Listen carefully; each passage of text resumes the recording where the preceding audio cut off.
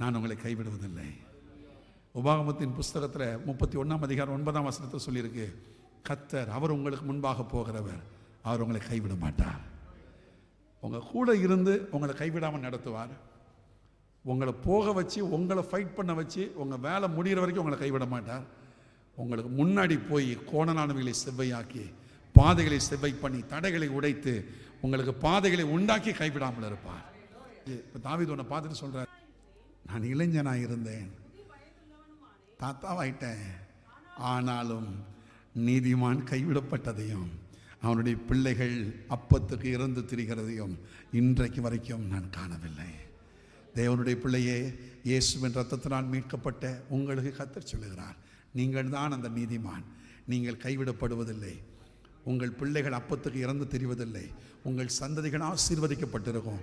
உங்கள் பிள்ளைகள் ஆசீர்வதிக்கப்பட்டிருப்பார்கள். இன்றைக்கு ஒருவேளை நீங்கள் தனியாக இருக்கலாம், உங்கள் சந்ததிகளை கர்த்தர் கொண்டு வருவார். உங்கள் சந்ததிகளை உயர்த்துவார். எங்கெங்கு கர்த்தர் உயர்த்த திட்டம் வைத்திருக்கிறாரோ அங்கெல்லாம் உங்களுடைய பிள்ளைகளை உயர்த்தி அழகு பார்க்கிறவர்.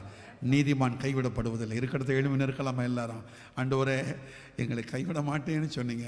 யோசேப்பை கைவிடாமல் நடத்துனீங்க, யாக்கோபை கைவிடாமல் நடத்துனீங்க, கிதியோனை கைவிடாமல் நடத்துனீங்க, சாலமோன் ஆலயத்தை கட்டி முடிக்கிற வரைக்கும் கைவிடாமல் இருந்தீங்க.